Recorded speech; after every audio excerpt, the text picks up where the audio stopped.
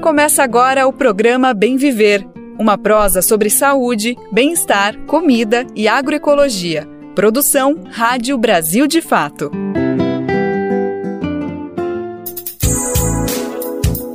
Bora pra mais uma? Tá começando mais uma semana e com ela, mais uma edição do Bem Viver, uma produção do Brasil de Fato. Hoje é segunda-feira, minha gente, bora nessa, dia 19 de agosto de 2024. Como você sabe, na próxima uma hora, o nosso foco, o nosso objetivo é falar sobre todos os assuntos importantes e fundamentais para a construção de uma sociedade mais justa e igualitária para todo mundo. Por isso a gente fala assim de agroecologia, saúde, alimentação, cultura e, é claro, sem deixar de lado as questões que estão pegando fogo no país sobre política, economia, política exterior, tudo isso cabe no nosso Bem Viver, é assunto à beça, minha gente. Bom, meu nome é Lucas Weber, eu tô contigo nessa boa prosa que tá começando agora e te convido para saber os destaques que a gente preparou para a edição de hoje. Documentário O Contato retrata a vida de povos indígenas da região da Cabeça do Cachorro, região ocupada por 21 etnias no noroeste do Amazonas.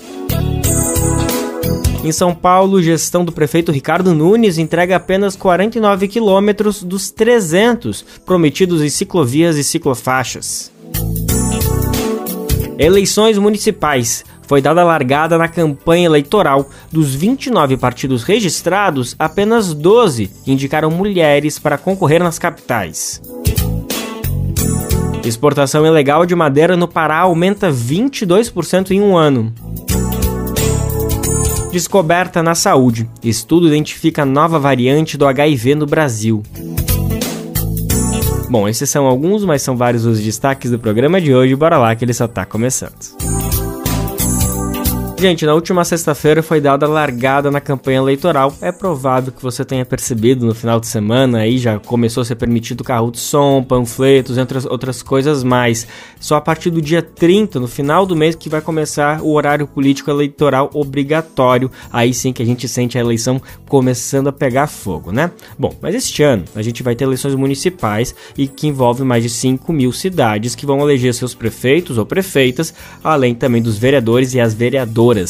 A campanha terá uma duração de 45 dias, a votação do primeiro turno acontece no dia 6 de outubro, já o segundo acontece no dia 27 de outubro, nas cidades que tiverem. Além de acompanhar as propostas dos candidatos e candidatas, os eleitores e eleitoras também precisam entender as regras do Tribunal Superior Eleitoral e saber identificar quando alguém viola, por exemplo, uma regra eleitoral. Isso é um serviço básico que é muito importante todo mundo ter noção e também compartilhar o máximo possível. É um direito nosso para fortalecer a democracia.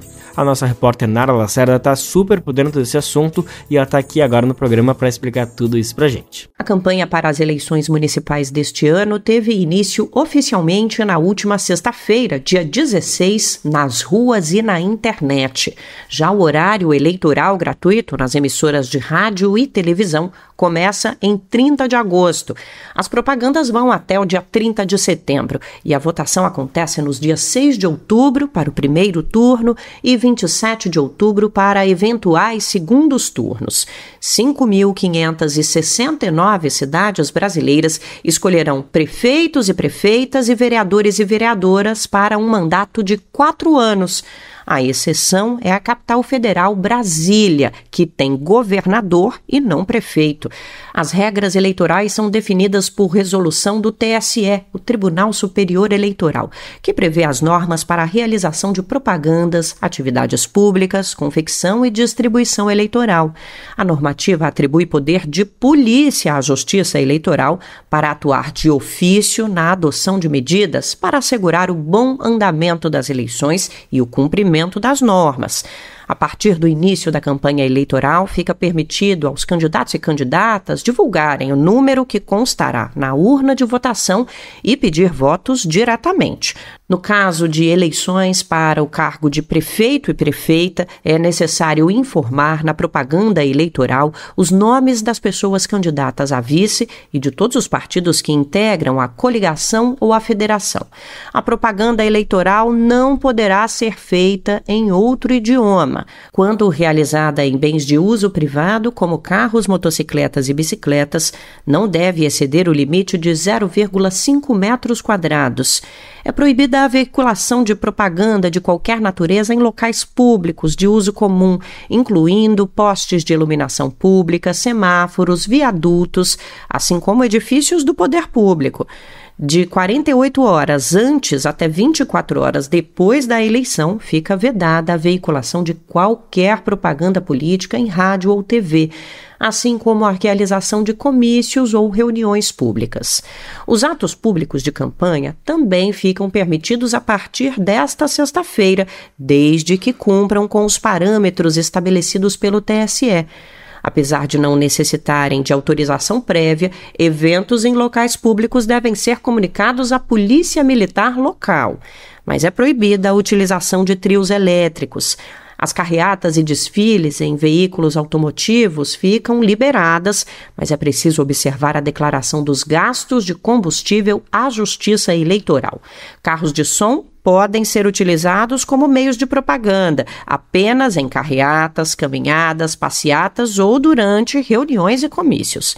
É possível fazer uso de alto-falantes e amplificadores para a divulgação das candidaturas até a véspera da eleição, no dia 5 de outubro, das 8 às 22.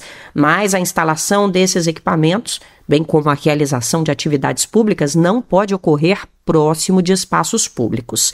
Dentre esses se incluem as sedes dos poderes executivo e legislativo, tribunais, quartéis, hospitais e unidades de saúde, escolas, bibliotecas, igrejas e teatros. Artistas podem se apresentar em atividades de arrecadação de recursos para campanhas, mas o TSE proíbe a realização dos chamados showmícios. É permitida a fixação de material gráfico nas fachadas dos comitês eleitorais, desde que cumpram com os parâmetros estabelecidos pelo TSE.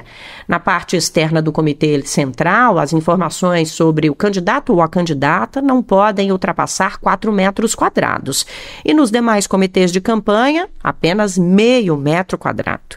Os materiais impressos podem ser distribuídos até a véspera da eleição e todos devem conter o CNPJ ou o CPF da pessoa responsável pela confecção e do contratante, além da tiragem. É proibida a realização de propaganda eleitoral por meio de outdoors, muros e jardins.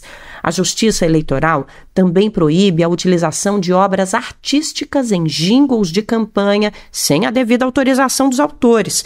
Não é permitida a entrega de camisetas que contenham elementos explícitos de propaganda eleitoral, como o número dos candidatos. Apenas os cabos eleitorais podem utilizar camisas com a logomarca do partido, federação ou coligação, ou ainda o nome do candidato ou da candidata. Também é considerada propaganda irregular o derrame de propagandas nos locais de votação ou vias próximas. O uso de inteligência artificial é uma preocupação especial nesta eleição. Materiais multimídia, como efeitos sonoros, logomarcas e elementos gráficos gerados por inteligência artificial podem ser utilizados sempre que acompanhados de um alerta sobre a utilização da ferramenta. Nas peças no rádio, por exemplo, se houver sons criados por IA, isso deve ser alertado ao ouvinte antes da propaganda ir ao ar. Imagens estáticas exigem uma marca d'água, enquanto o material audiovisual deve fazer o alerta prévio e estampar a marca d'água. Em material impresso, o aviso deve constar em cada página que contenha imagens geradas por meio de IA. O uso de inteligência artificial ou qualquer outra ferramenta tecnológica que adultere ou fabrique imagens, áudios e outras mídias é proibido, assim como o uso de chatbots para intermediar o contato com eleitores, fazendo-se passar pelo candidato ou candidata. A distribuição de cestas básicas ou brindes de campanha é considerada pela Justiça Eleitoral como uma forma de comprar o voto dos eleitores, o que é terminantemente proibido. Também é vedado oferecer vantagens, sejam financeiras ou de qualquer outra natureza, em troca de votos. A Justiça Eleitoral afirma que não será tolerada nenhuma propaganda que veicule preconceitos de origem, etnia, raça, sexo, cor, idade, religiosidade, orientação sexual, identidade de gênero ou contra pessoas com deficiência. Também não será permitida a veiculação de conteúdos que promovam a desinformação ou que difundam conteúdos de ódio, assim como a incitação à subversão, ou mesmo que provoquem as Forças Armadas a atentarem contra as instituições civis. De acordo com a resolução do TSE, as propagandas eleitorais não podem incitar atentado contra pessoas ou bens, nem instigar a desobediência à ordem pública. Cada uma das regras gera um tipo de sanção aos candidatos e candidatas, que pode ser a aplicação de multa, suspensão de conteúdo e até cassação da candidatura. Essas e outras informações sobre o que é permitido ou proibido durante a campanha podem ser encontradas no site do Tribunal Superior Eleitoral. Denúncias de irregularidades devem ser encaminhadas à Justiça Eleitoral por meio do aplicativo Pardal, disponível para celulares com sistema operacional Android ou iOS. Também é possível denunciar no site tse.jus.br e no telefone 1491. Da Rádio Brasil de Fato, com informações da redação em Brasília, locução Nara Lacerda. E uma grande questão nas eleições é o nível de representatividade. A principal delas é a representatividade de gênero. O baixo número de mulheres concorrentes revela o quanto a política ainda é um espaço desigual e masculinizado. Nessa eleição, dos 29 partidos, apenas 12, repare, dos 29, apenas 12, a gente está falando de menos da metade, indicaram mulheres para disputar as eleições para a prefeitura das capitais. E a baixa representatividade atinge os candidatos e candidatas negros também. O norte e o nordeste do país, por exemplo, concentram 87% das candidaturas negras que vão disputar as capitais. Imagina o resto do país, gente. Isso com certeza não faz sentido com a palavra democracia. Bom, quem está por dentro disso é Afonso Bezerra e ele está aqui para explicar para a gente. Nas eleições municipais de 2024, 191 candidatos disputarão as 26 capitais brasileiras, de acordo com o Tribunal Superior Eleitoral. Desse total, apenas 79 ou 42% deles se identificaram como pretos e pardos, ou seja, negros, na definição do IBGE, o Instituto Brasileiro de Geografia e Estatística. As 16 capitais das regiões Norte e Nordeste concentram 87% das candidaturas negras. Entre os 44 candidatos nortistas, 29 ou 67% deles são pretos ou pardos. Dos 66 prefeitáveis nordestinos, 36 ou 55% se identificaram como negros ao TSE. Nas 3 capitais da região Sul, 27 candidatos disputarão o governo municipal. Apenas 3, 9%, se identificaram como pardos. Samuel Matos, do PSTU, Carlos Alan, do PRTB e Bruno Dias, do PCO. Eles tentarão os governos curitibano, porto-alegrense e florianopolitano, respectivamente. No Sudeste, das 35 candidaturas inscritas para a disputa das prefeituras, apenas 6 ou 17% são negras. Além destas, 23 são brancas e uma é indígena. Este último é o capitão Assunção, do PL, o único candidato dos povos originários que disputará uma capital no país neste ano. São Paulo será a única capital do país que não terá candidatos negros. Ao todo, 10 candidaturas brancas disputam a prefeitura paulistana. Das 6 candidaturas negras sudestinas, 4 estão em Belo Horizonte. Wanderson Rocha, do PSTU, e Indira Xavier, do PCO, que se apresentam como pretos, e Carlos Viana, do Podemos, e Lourdes Francisco, PCO, que se autodeclararam pardos. No Rio de Janeiro, Ciro Garcia, do PSTU, disse ao TSE que é preto. Nas 3 capitais do Centro-Oeste, 19 candidatos se registraram para a disputa das prefeituras. Desses, 5 ou 26% são negros. Os outros 14 são brancos. Em Cuiabá, há um candidato pardo, Eduardo Botelho, do União Brasil. Em Campo Grande, Jorge Batista, da UP, afirmou ao TSE que é preto. Beto Pereira, do PSDB, e Rose Modesto, do União Brasil, se autodeclararam pardos. Já em relação à participação de mulheres, os 29 partidos brasileiros indicaram ao menos um nome para a corrida eleitoral pelas prefeituras das 26 capitais brasileiras. Desses, 12 legendas não registraram mulheres para a disputa do cargo. O caso mais surpreendente é o do PSD, que terá 8 candidaturas disputando as capitais, mas nenhuma será de mulher.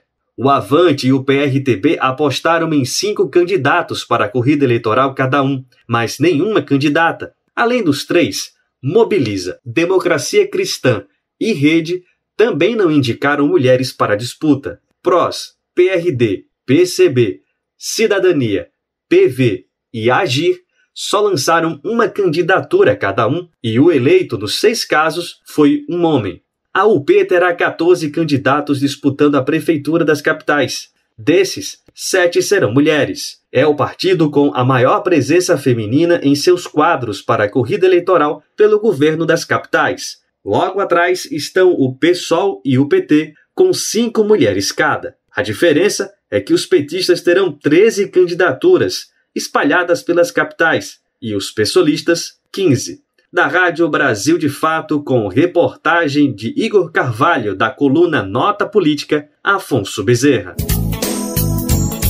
Aproveitando que estamos falando de política, vamos falar do nosso podcast do 3x4, apresentado semanalmente por Nara Lacerda e Igor Carvalho, sempre recebendo personalidades importantes da política brasileira para debater o que está em jogo no país. Toda semana um tema diferente, um tema importante. Nessa semana não poderia ser outro, eleições. Quem está aqui para falar um pouquinho mais sobre essa última edição é a produtora do podcast, Letícia Holanda. Lê, como vai? Conta aí um pouquinho pra gente o que a gente pode esperar do podcast que já tá rodando no ar. Ei, Lucas, tudo bem? De volta aqui para trazer as novidades do novo episódio do podcast 3x4, produção do Brasil de Fato.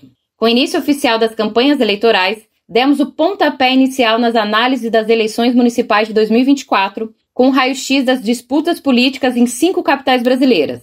No episódio, focamos em 5 cidades estratégicas: Porto Alegre, Rio de Janeiro, Fortaleza, Goiânia e Belém.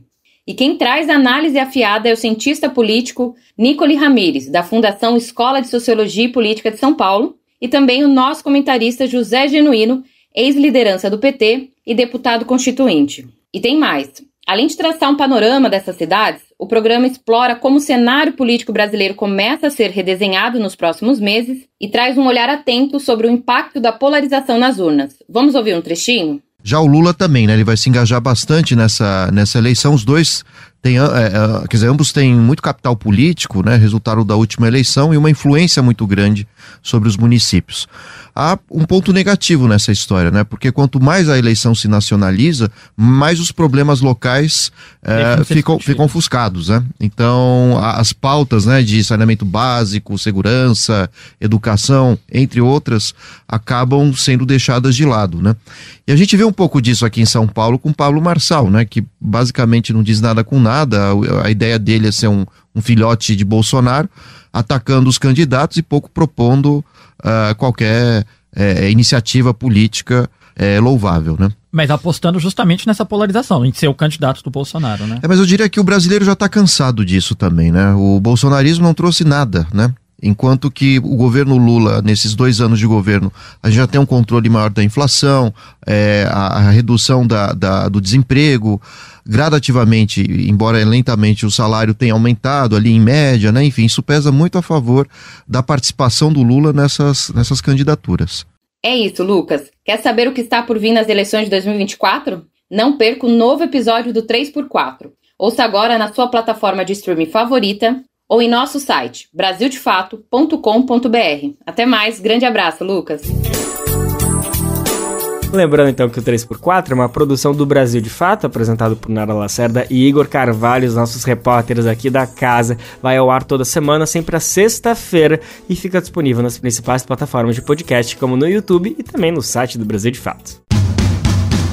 Quer saber onde encontrar livros bons, baratos e com conteúdos que te ajudam a entender a situação atual do Brasil e do mundo?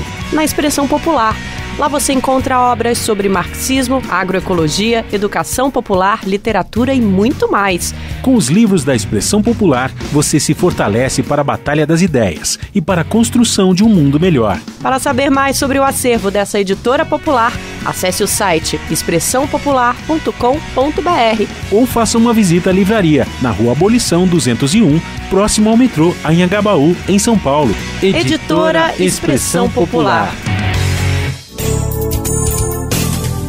Vamos aproveitar para lembrar outro recadinho importante. Falamos do podcast 3x4, mas vamos falar também do nosso programa, o Bem Viver. A gente convida todo mundo a retransmitir o nosso programa. Se você tem uma rádio comunitária, uma rádio regional, educativa, enfim, vai ser um prazer e uma honra enorme saber que o Bem Viver está chegando nesse cantinho especial do país. Se você tem essa disponibilidade, vai em radiobrasildefato.com.br e lá você clica em como ser uma rádio parceira, que tem o tutorial, o caminho para você entrar junto com a gente nessa. Este ano, o Brasil e a China comemoram 50 anos de relações diplomáticas. Por causa disso, o Central do Brasil, nosso programa aqui, parceria do Brasil de Fato com a TVT, entrevistou o professor da Universidade Federal Fluminense, Evandro Carvalho, que tratou sobre o histórico dessa relação. Ele citou que os dois países têm uma boa sintonia na defesa de organizações internacionais, como os BRICS e a ONU também, e cultivam uma parceria que vai para além dos interesses imediatos às duas nações. Tem reflexos na ordem internacional. Vamos ouvir o professor.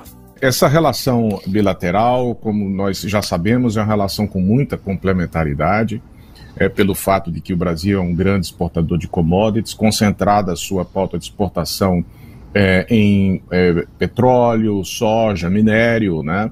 E no caso das importações da China para o Brasil, você já tem uma diversificação maior.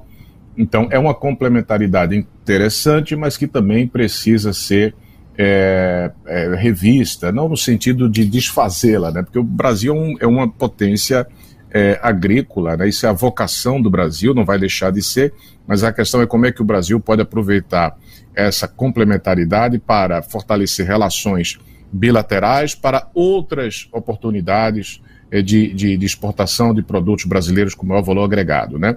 Mas a sua pergunta, ela fala do futuro, né? A partir dessa relação bilateral para o multilateralismo, quer dizer, as relações entre o Brasil e a China ultrapassam a dimensão comercial, ultrapassam a dimensão dos investimentos chineses no Brasil, mas ela alcança também dimensões maiores nas relações internacionais, e especificamente aí a gente vê, né, a participação dos dois como fundadores do grupo BRICS, que agora já é um grupo um pouco maior, né, do que os seus fundadores, os seus antigos fundadores, a participação dos dois no novo Banco de Desenvolvimento como fundadores também, a atuação dos dois países no G20, e os dois países têm uma plena sintonia no campo diplomático na defesa do fortalecimento das organizações internacionais bastante combalidas nesse século XX, né, sobretudo porque não recebem, vamos dizer assim, não deixaram de serem organizações internacionais com capacidade de exercer com eficácia os seus objetivos, são atacadas, inclusive, vamos por assim dizer, né, por países como os próprios Estados Unidos, né, na época do governo Trump isso ficou mais evidente. Mas, então, o Brasil e China são atores que têm uma parceria, como eu mencionei, é muito importante não só para a economia de cada um deles, mas também para a própria ordem internacional. Quem quiser conferir essa análise completa do professor pode procurar a edição de quinta-feira do Programa Central do Brasil, que está disponível no YouTube do Brasil de Fato.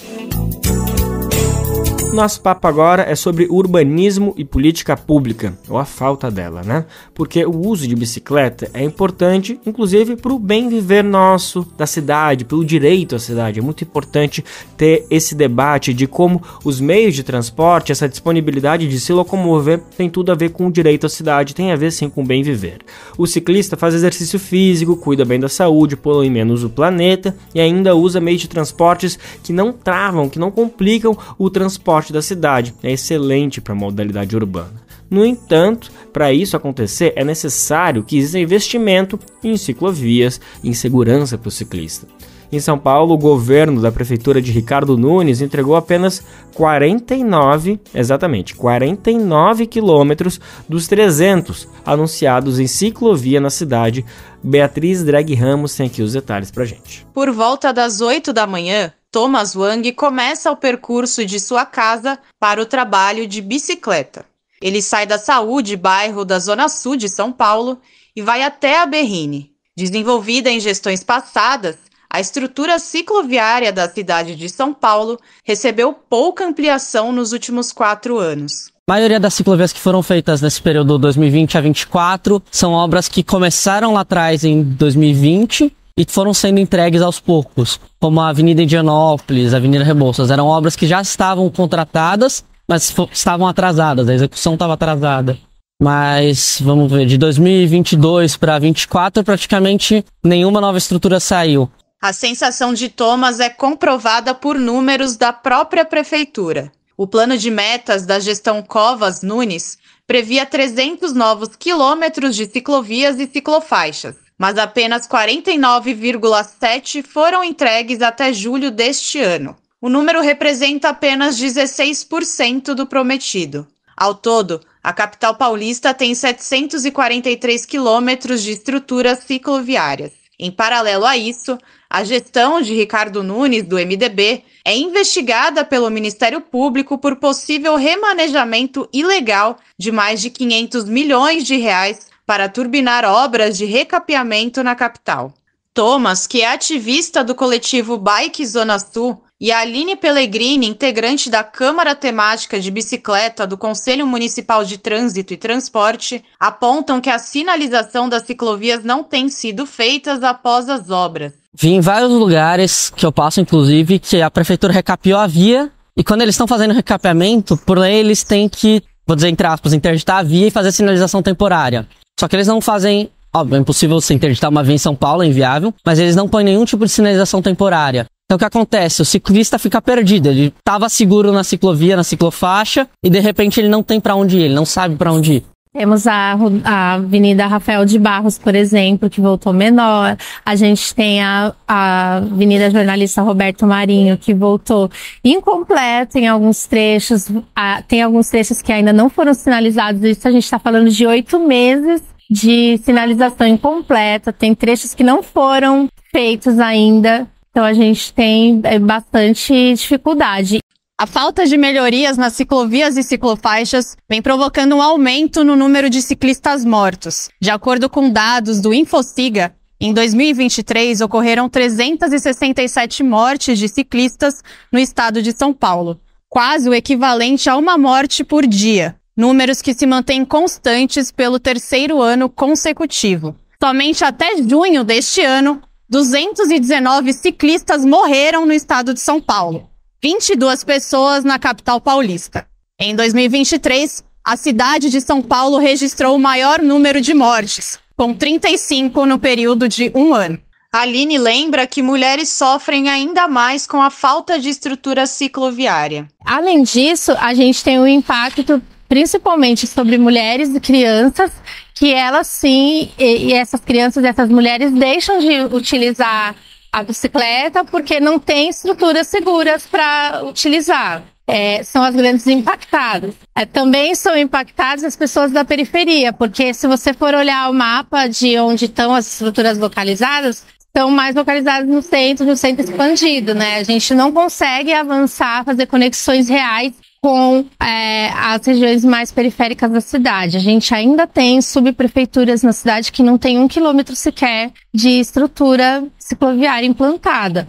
Renata Falzoni, ativista e criadora do canal Bike é Legal, destaca que as promessas para a região da Zona Leste não foram cumpridas. Tobias Barreto sumiu lá, uns 500 metros de ciclovias, que é o importante eixo de ligação para a Zona Leste. Foi prometido, ainda na gestão Dória Covas, a entrega da ligação da Radial Leste com o centro. Não foi entregue. Depois foi feito um quase entregue em cima do viaduto Bresser, mas um importante trecho de 500 metros foi retirado. Então a gente tem entrega de um lado e para cada metro que é entregue de um lado, tira-se 2 de outro. Qual é a grande dificuldade de você conectar trechos de ciclovias que nasceram na periferia e que são de uma forma equivocada e maliciosa, acusadas de serem ciclovias que vão de nada para lugar nenhum. O problema delas é que elas não conseguem estar conectadas. Como é que você promove a conexão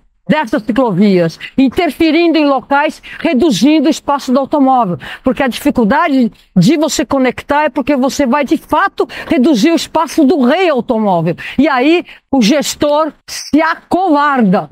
A dificuldade de diálogo com a prefeitura é outro ponto criticado pelos ativistas. Segundo eles, em 2023 foram enviados 15 ofícios na CET e SMT e cerca de 45 e-mails, mas nenhuma resposta técnica ou prática chegou. Apenas a confirmação do recebimento. Os ofícios solicitam consertos pontuais em ciclovias, fiscalização em pontos com infrações recorrentes, novas ciclovias, informações e projetos de ciclovias que serão implantadas. Além disso, a falta de regulação do trabalho dos cicloentregadores é também levantada por Renata. Como que a gente não consegue fazer com que essas pessoas trabalhem em cima de algo planejado e com menos pressa? Porque premia-se a velocidade, premia-se o estresse, premia-se o quê? A transgressão, o passar no vermelho porque ele tem que estar com pressa e tudo mais. E o contratante exige. Isso é uma coisa que a gente tem que mudar. E tem que mudar para ontem. A gente tem que trabalhar um sistema que ele se sinta recompensado por trabalhar de forma calma. A carga tem que esperar o ciclo entregador. Não ele ficar parado esperando nos cantos da cidade de forma precária, sem banheiro, sem sombra, sem água, gastando o tempo dele que ele podia estar estudando. Quando a gente fala em estrutura cicloviária, a gente tem que ter ciclovias conectadas que cheguem em pontos de interesse. Seria escola, equipamentos de trabalho, equipamentos de transporte público. Mais bicicletários, que é fundamental para você promover o uso. E outra coisa também que a gente precisa ter para que todo esse sistema funcione é um trânsito mais calmo. De São Paulo para a Rádio Brasil de Fato, Beatriz Draghi Ramos. A reportagem questionou a Prefeitura de São Paulo por que a extensão da estrutura cicloviária entregue é menor do que a prometida. Também perguntou por que a gestão municipal reduziu os tamanhos das ciclofaixas da Avenida Rafael de Barros e da Avenida Jornalista Roberto Marinho, assim como a Rua Tobias Barreto, e se há previsão de entrega de uma ciclovia ou ciclofaixa que interligue a Radial Leste com o centro de São Paulo. Nenhuma das questões foi respondida até o momento. Também foi questionado quais os motivos do remanejamento de verbas para o Programa de Recapeamento de São Paulo. Em nota, a Secretaria Municipal da Fazenda disse que todos os remanejamentos orçamentários foram feitos dentro da legalidade. Disse também que a conservação e melhoria da malha viária municipal são fundamentais para a mobilidade urbana. A ABJD é a Associação Brasileira de Juristas pela Democracia. Defende o Estado democrático de direito, a presunção de inocência, o devido processo legal e o acesso à justiça. A ABJD é a única organização do Brasil que reúne todas as categorias de juristas. Do estudante à juíza, da servidora do sistema de justiça ao defensor público. Juristas democráticos são essenciais para evitar retrocessos e avançar nos direitos e garantias. Faça parte da ABJD. Entre no site e associe-se a abjd.org.br.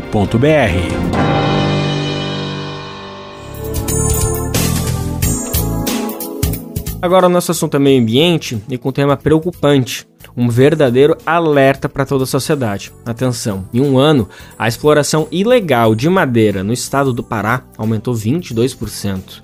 Grande parte desse material foi retirado de imóveis rurais privados. Afonso Bezerra volta para o programa para explicar essa situação para a gente. A exploração de madeira ilegal no Pará aumentou em 22% no período de um ano, segundo dados do Sistema de Monitoramento da Exploração Madeireira, divulgados na sexta-feira, dia 16. Entre agosto de 2022 e julho de 2023, a madeira ilegal foi extraída em 28.100 hectares de terra no estado, uma área maior que 23 mil campos de futebol. No período anterior, de agosto de 2021 A julho de 2022, foram 17.800 hectares de mata, transformada em madeira de forma irregular. A área de exploração autorizada também aumentou, subindo de 20.600 hectares entre agosto de 2021 e julho de 2022 para 30.200 hectares no período seguinte. Dalton Cardoso, pesquisador do Instituto do Homem e Meio Ambiente da Amazônia,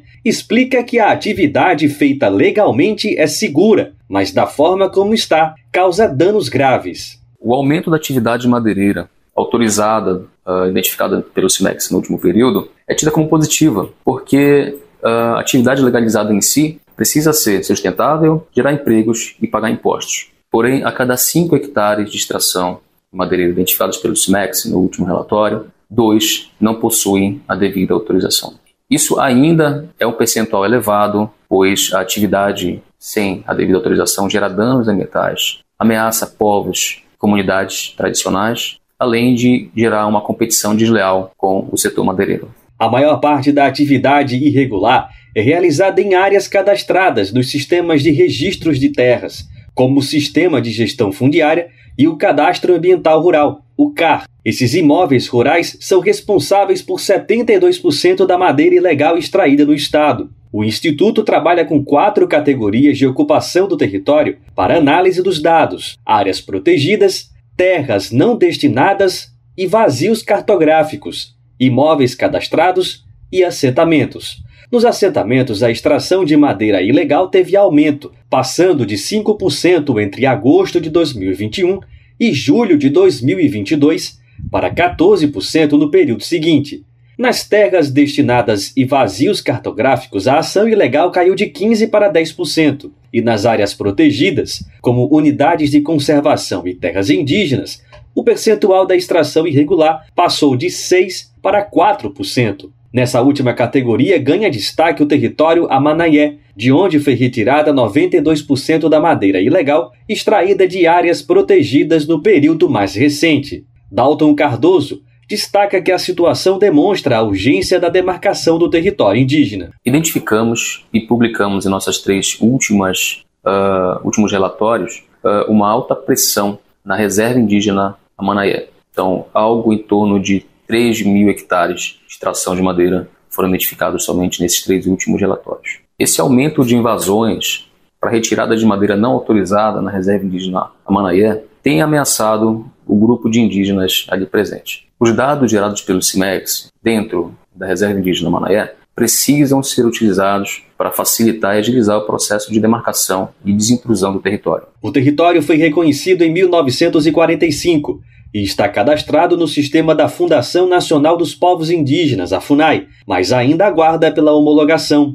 A área de extração ilegal de madeira na reserva indígena, entre agosto de 22 e julho de 2023, foi de 804 hectares. Na totalidade das áreas protegidas, foram 871 hectares de floresta vertida em madeira irregular, o que representa uma queda de 20% em comparação ao período anterior. Da Rádio Brasil de Fato, com reportagem de Carolina Bataillé, Afonso Bezerra.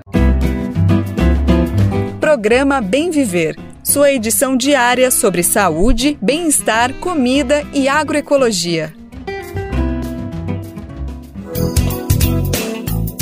O assunto agora é saúde. Uma pesquisa brasileira recente identificou uma nova variante do HIV em circulação no país.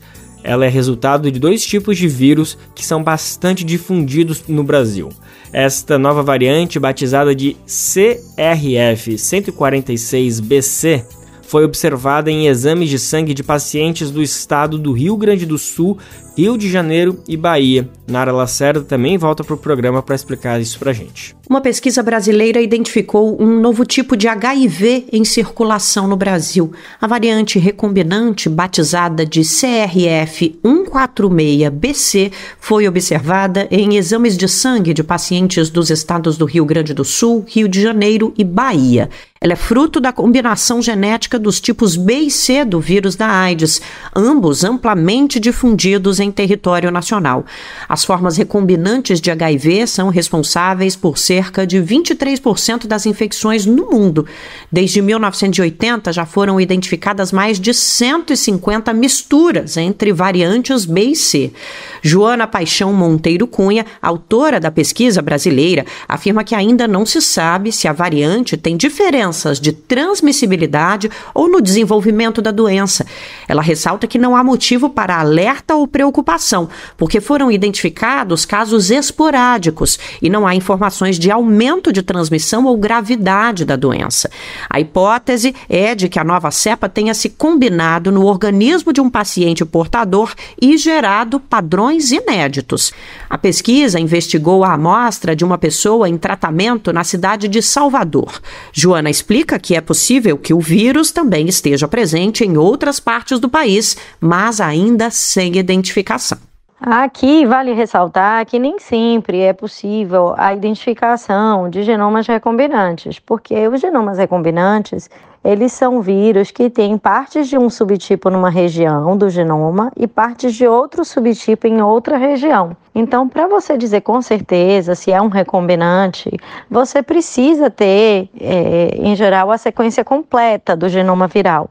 E os estudos de genotipagem geralmente sequenciam uma pequena parte do genoma. Então, é possível sim que muitas, não só essa, como muitas outras formas recombinantes, estejam circulando nas várias regiões do Brasil. Os resultados foram comparados com registros de outros bancos de dados científicos. Nessa comparação foi descoberta a existência de outras 3 ocorrências de padrões semelhantes no Rio de Janeiro e no Rio Grande do Sul. O estudo foi realizado pela Universidade Federal da Bahia e a Fundação Oswaldo Cruz, em parceria com a Universidade da Cidade do Cabo, na África do Sul. De São Paulo, da Rádio Brasil de Fato, Nara Lacerda.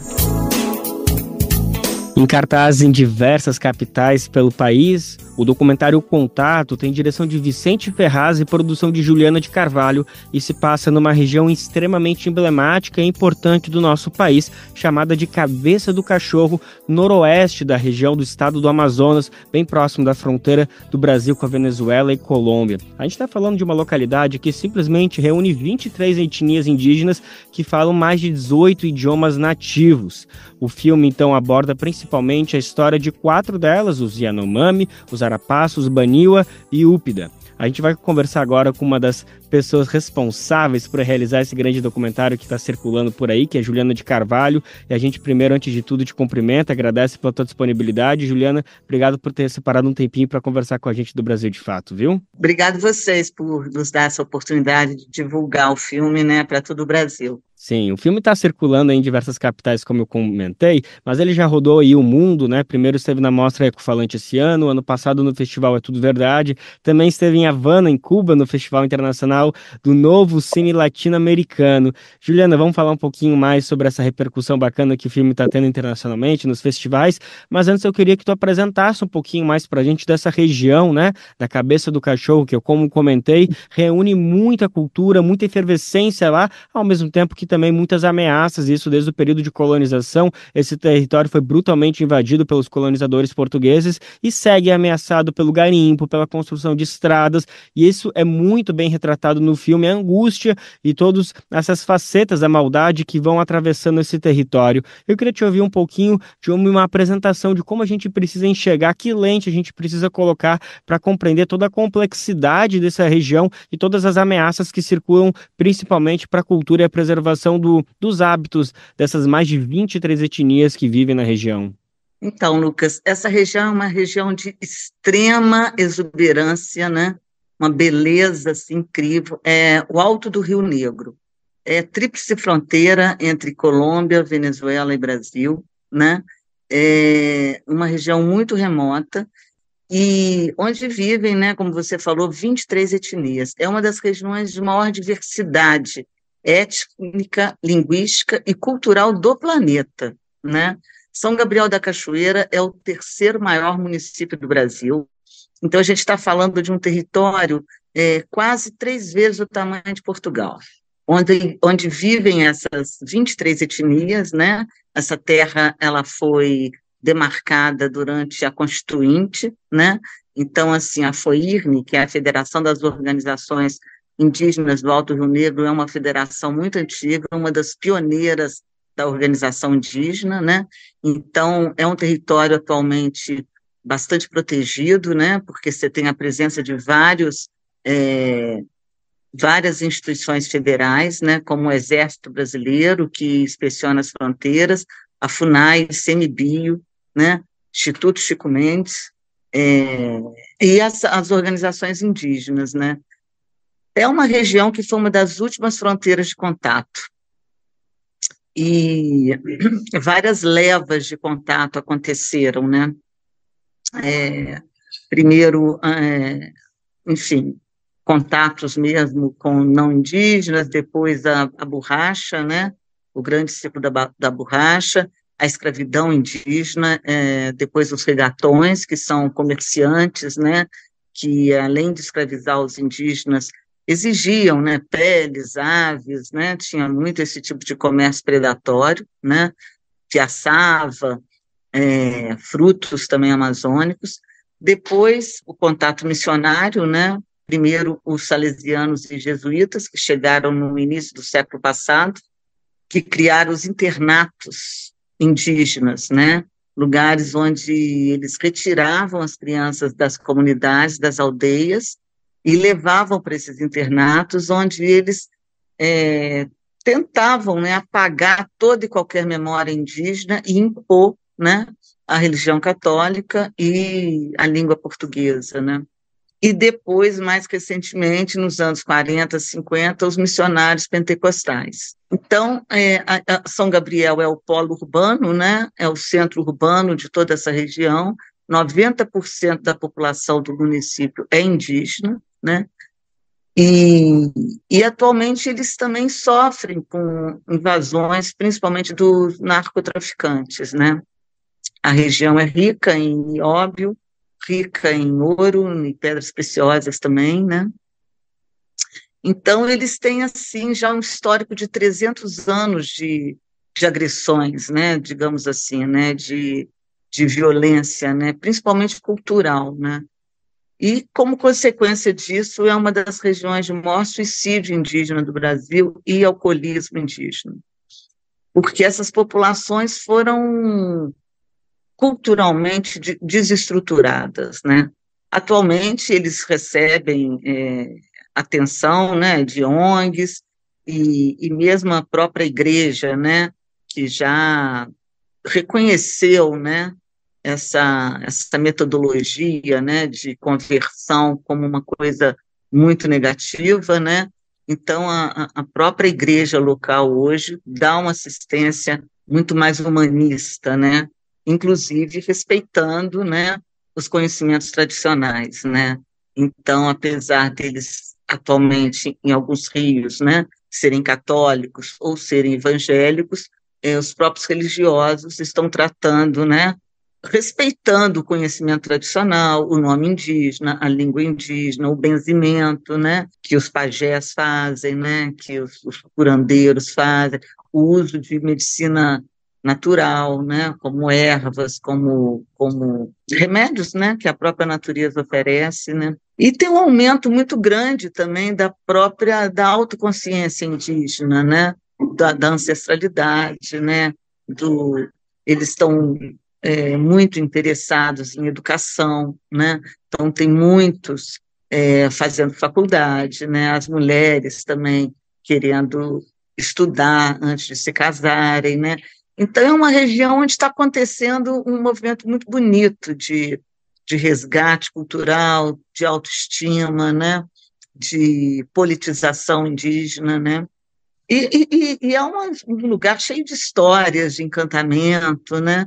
Sem dúvida alguma, Juliana. Isso é muito bacana de ver no documentário, que enquanto aparecem os personagens com relatos bem cotidianos, dilemas do dia a dia, questões mais profundas, obviamente, como tudo isso que a gente vem comentando, mas tudo isso é muito permeado pelo misticismo, pela religiosidade, pela ancestralidade, por todas as questões que essa região tão importante e tão milenar traz. Isso é muito bonito de ver. Bom, então vamos falar um pouquinho mais das histórias. São 3 conduções principais, né? 3 núcleos que são apresentados ali por meio desses relatos.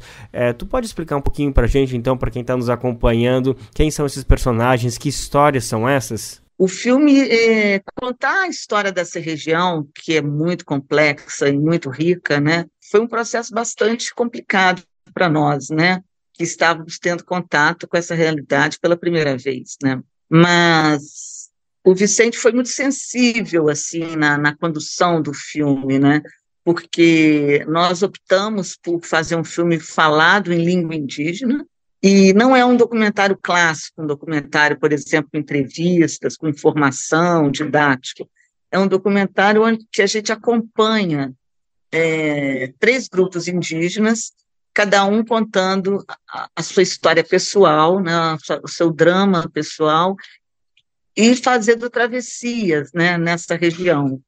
Então, uma das histórias é uma professora da etnia Arapaço. Ela está saindo da aldeia em direção à cidade de São Gabriel, porque a filha dela tentou suicídio. Então, ela está indo buscar a cura, né, o remédio na cidade. E nesse caminhar dela, nessa viagem que ela faz, ela nos conta a história. Ela foi estudante de um colégio interno, né, desses colégios salesianos.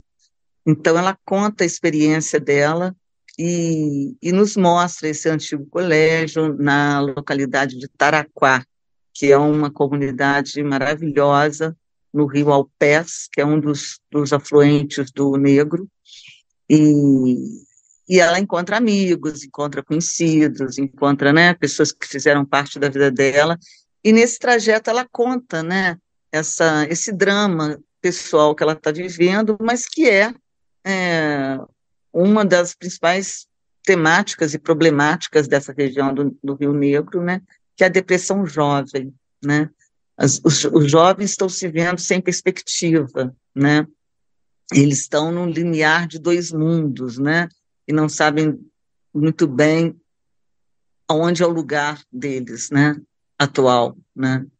A outra história é uma família mista, onde 2 etnias improváveis se casaram. O marido é Baniwa e a esposa é Rúpida. E esse encontro dessas 2 etnias é um encontro tabu. Antes do contato não indígena, isso não seria possível, porque os Rúpidas são considerados inferiores. E eles têm um filhinho, que é um filhinho Baniwa, porque, né, a linhagem é paterna, e eles vão apresentar essa criança à bisavó dele, que é uma Rúpida, que mora na aldeia original, não fala português, né? Então, ela vai conhecer um neto que não se comunica com ela, né? Que não consegue acessar, né, a ancestralidade Rúpida, né? Então, eles, no caminho, vão contando sobre a história dos Rúpidas, uma etnia muito sofrida, que eram nômades e que acabaram sedentários, então isso mudou muito a relação deles, né, com a natureza, com a própria sobrevivência, né, e até chegarem nessa aldeia, que é uma aldeia muito distante, é uma aldeia dentro da floresta amazônica, dentro da mata e bem isolada. Os Rúpidas, eles são indígenas de recente contato, ou seja, eles foram contatados oficialmente há mais ou menos 50 anos atrás. Não falam português, e vivem com bastante isolamento. Então, eles falam muito sobre a escravidão, sobre comerciantes, né, que eram bastante cruéis, que matavam, escravizavam, estupravam, né, condenavam mesmo os indígenas a uma vida de muito sofrimento. E a nossa terceira história é um grupo de Yanomamis, que leva para a aldeia uma série de fotografias e um filme sobre um funeral de um grande tuxaua. E o filho dele está na aldeia aguardando ansiosamente a chegada desse material. Os Yanomamis, eles têm uma questão com a fotografia, né? Eles acham que a alma pode ser roubada, né? Então, eles não gostam de fotografar e nem de ver as fotos de pessoas que já morreram, né?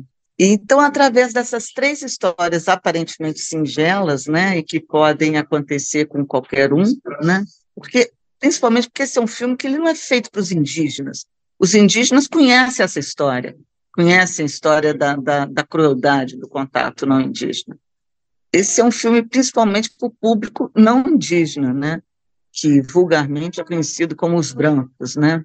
Nós é que precisamos ter consciência da violência, né, que foi a invasão, né, do colonizador no Brasil, né, que se perpetuou também pela luta pelas terras, né, pela luta pelas riquezas, principalmente amazônicas, né, minerais, naturais, né, e achar outro caminho, né. Eu acho que é importante o Brasil reconhecer, né, a riqueza dos nossos povos, né, a riqueza da Amazônia, né, barrar, né, essa destruição, né, que a gente está presenciando, né? Juliana, o Contato também é uma homenagem, né, a Bruno Pereira, esse indigenista que de certa forma se tornou um herói nacional depois de ter sido assassinado em junho de 2022, quando fazia um trabalho no Vale do Javari, também no Amazonas, mas uma região, bom, quando a gente fala de Amazônia, nada é muito próximo, né, talvez de alguma maneira próximo perante as medidas de lá, mas na verdade é uma região bem distante, mas que também tem essa característica por indígenas de recém-contato ou de ainda não contato.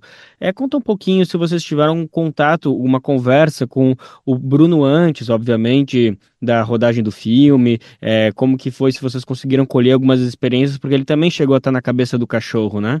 O Bruno, ele era funcionário da FUNAI, né?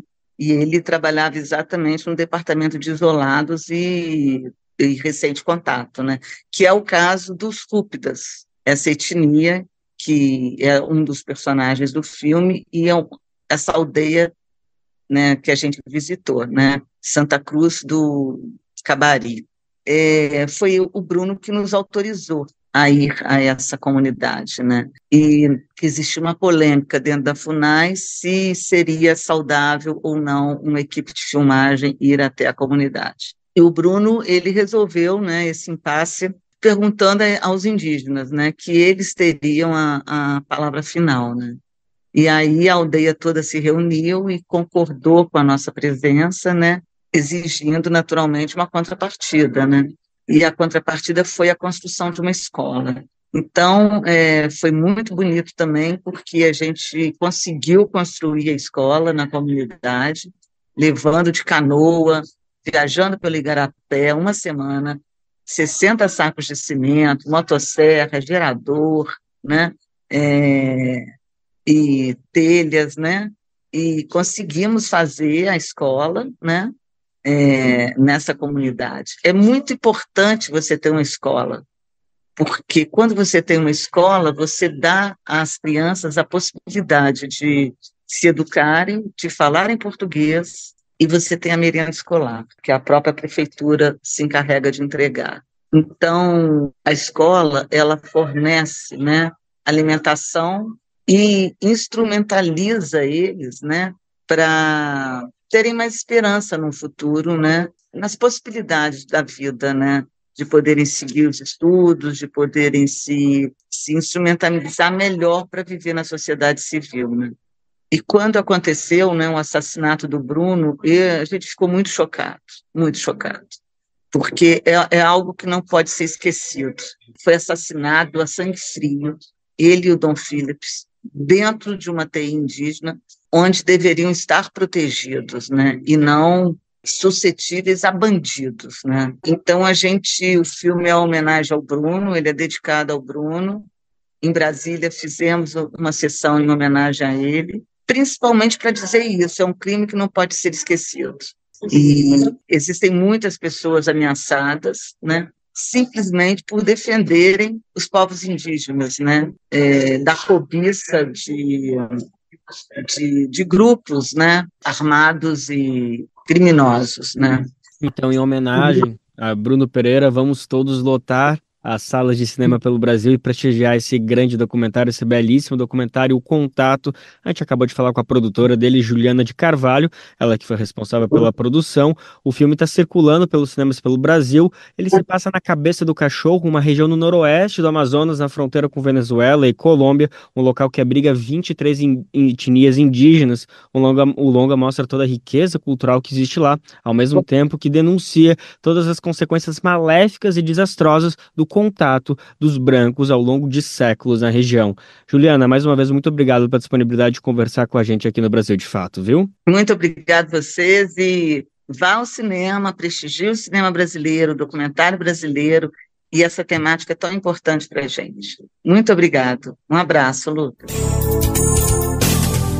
E assim a edição do Bem Viver de hoje fica por aqui. Amanhã, terça-feira, estamos de volta sempre a partir das 11 horas da manhã para o mundo inteiro nos ouvir pela rádio brasildefato.com.br. Logo depois, a vez da nossa parceira de primeira hora, RBA Rádio Brasil Atual 98,9 FM, transmite o programa aqui na Grande São Paulo. O Bem Viver também vai ao ar em diversas rádios pelo país e a lista completa de emissoras que retransmitem o Bem Viver você encontra no nosso site. Na matéria de divulgação diária do programa, aqui a gente aproveita para agradecer esses veículos por estarem com a gente. O Bem Viver também fica disponível como podcast no Spotify, Deezer, iTunes e Google Podcast. A apresentação deste programa foi de Lucas Weber, roteiro de Afonso Bezerra, edição e produção de Rodrigo Gomes e Camila Aguiar, trabalhos técnicos de Lua Gattinoni, Edson Oliveira e André Paroche, coordenação de Rádio e TV Monize Ravena, diretora de programas de áudio Camila Salmásio, direção executiva Nina Fidelis, apoio toda a equipe de jornalismo do Brasil de Fato. Até amanhã, gente. Tchau, tchau. Você ouviu o programa Bem Viver, uma prosa sobre saúde, bem-estar, comida e agroecologia. Produção Rádio Brasil de Fato.